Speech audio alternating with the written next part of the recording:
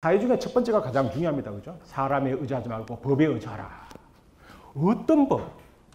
그래서 마침 대반일반경에서는 이러한 법문이 4대 교법이라고 하는 법문이 생겨나게 되었습니다. 제가 한번 읽어보겠습니다. 어떤 비구가 어떤 법문을 첫 번째 경우수입니다.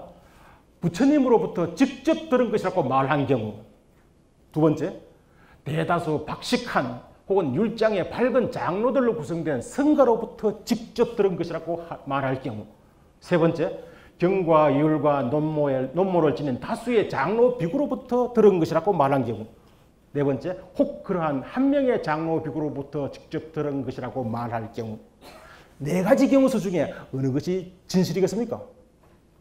우리가 생각하면 당연히 첫 번째입니다. 그런데 여기서는 이렇게 얘기합니다.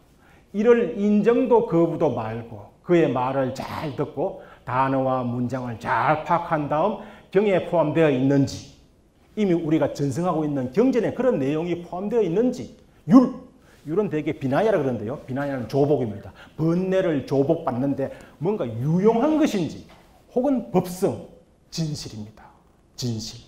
법성에 위배되지 않은지를 검토하여 만약 그렇지 않다고 한다면 비불설로 판단하여 버려야 하고, 만약 그러하다면, 다시 말해 법성에 어긋나지 않는다면, 진실에 어긋나지 않는다면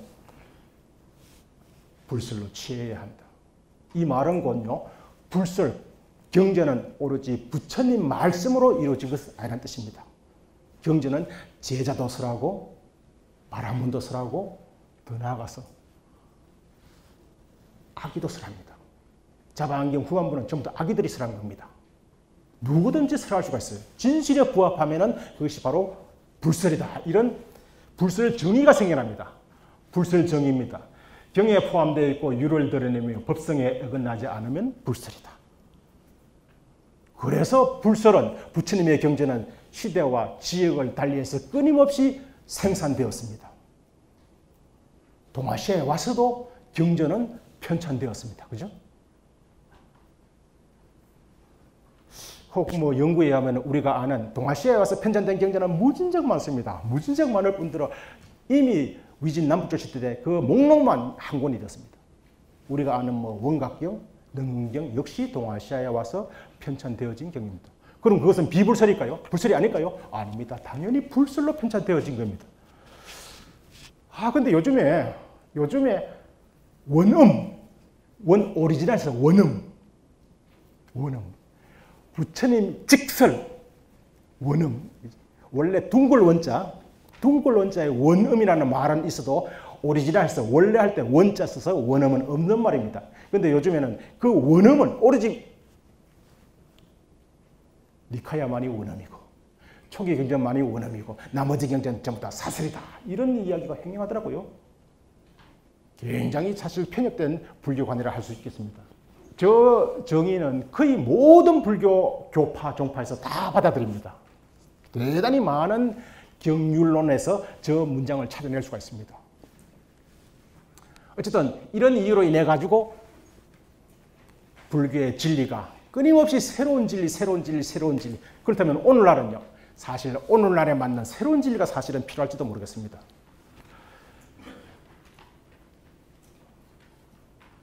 왜 깨달아야 하는가? 왜 깨달아야 할까요?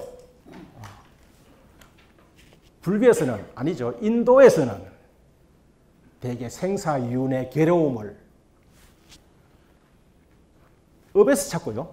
그 업은 무지에서 비롯된다고 생각했습니다. 혹했네요. 혹은 불교용어로 번뇌입니다. 그죠? 번뇌. 번뇌 중에서 가장 본질적인 번뇌는 바로 무지입니다. 어쨌든 불교에서는 그 괴로움의 원인을 미혹이라 하기도 하고요. 무지라 하기도 하고 무명이라 합니다. 그죠? 혹은 12연기는 바로 번뇌와, 혹은 번뇌입니다. 번뇌와 업과 사는 현실입니다. 이 구조를 설명한 겁니다. 그래서 무명이 있기 때문에 무명은 바로 번뇌입니다. 행이 있고 행은 업입니다.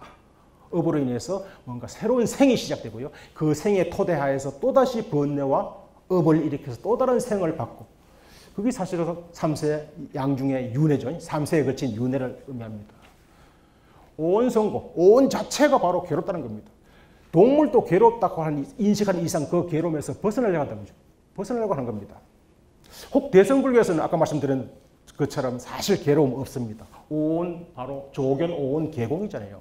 오온이 괴로움인데 초기 불교에서 오온을 괴롭다고 생각했는데 대승불교에 되면 오온 자체가 픽션, 무자성이라는 겁니다. 실체가 없다는 겁니다. 따라서 괴로움 역시 실체가 없고 그렇다면 괴로움은 뭐예요? 중생들이 분별했다는 겁니다. 그걸 알아야 된다 그죠? 어쨌든 그 불교에서 왜 깨달아야 하는가? 괴롭기 때문에 당연히 깨달아야 한다는 겁니다. 대개 불교에서는 그 깨달음도 세 가지 종류로 나눕니다. 한 10여 년 전에 잘 안 보이시겠는데요. 쫑카파의 보리도 차저로라는 것이 대단히 유행을 해서 막 몇 종류로 번역됐는데 이미 저 이야기는 구사론에 나오는 이야기입니다. 대개 그 도를 구하는 이는 세 종류가 있다는 겁니다. 첫 번째는 하사, 하사는 아닙니다. 그죠? 하사도, 아주 낮은 단계의 범부. 하사도, 중사도, 상사도. 하사도는 괴롭기 때문에 오로지 즐거움을 구합니다. 부지런히 방편을 닦아서 항상 자신의 즐거움만을 추구한다. 이 삼계 육치, 대개 불교는 삼계 육치라죠. 삼계 저 위로 하늘로부터 그죠? 육치, 하늘로부터 저 밑에 지옥에 이르기까지 가장 즐거운 곳이 어딜까요? 그럼 대개 인천이랍니다. 인천, 인간 세상과 하늘 세계. 그래서 대개 인간으로 태어나기 어렵다 뭐 이렇게 말씀하시더라고요. 그렇다면 불교에서는 인간과 하늘에 태어나려면 어떻게 해야 됩니까? 당연히 선업을 닦아야 한다고요. 선업을 닦아야 한다. 그렇게 하사도는 오로지 선업을 통해서 보다 더 좋은 안락한 세계를 태어나기를 원한다. 그게 하사입니다. 중사는 괴로움의 소멸을 희구할 뿐 즐거움을 희구하지 않으니 괴로움의 근거가 되기 때문이다. 그렇게 괴로움의 소멸을 희구합니다. 어떻게 희구합니까? 괴로움의 멸. 괴로움은 무엇으로 인해 생겨났습니까? 무지로 인해서. 따라서 무지를 극복함으로써 무엇에 대한 무지? 고진멸도, 사성제에 대한 무지를 통해서 사성제를 몰라서 생겨난 번뇌를 끊음으로써 괴로움으로부터 벗어나겠다. 이 우리가 이른바 말하는 소성입니다. 그죠? 소성, 성문 소성입니다. 세 번째는 상사도는 항상 자신은 괴로워도 다른 이의 안락과 아울러 다른 이의 괴로움의 영원한 소멸을 부지런히 추구하는 이 다른 이의 괴로움은 자신의 것이라고 여기기 때문이다. 이건 보살도입니다. 그래서 대개 우리 동아시아 불교에서는 이 세 가지를 인천 인과교, 두 번째는 단혹 멸고교, 단혹 번뇌를 끊고 멸고 괴로움을 멸하는 가르침, 세 번째는 대성보살도 이렇게 정리합니다. 물론 동아시아의 불교에서는 대성불교이기 때문에 세 번째를 가장 수승한 가르침으로 이해를 합니다. 어쨌든 왜 깨달아야 하는가 하면은요, 인과법을 깨닫든지 사성제가 깨닫든지 반야바람 밀도를 깨닫든지 괴로움 때문입니다. 괴로움을 인식하지 못하면 사실은 불교에 입문하기가 상당히 어렵죠.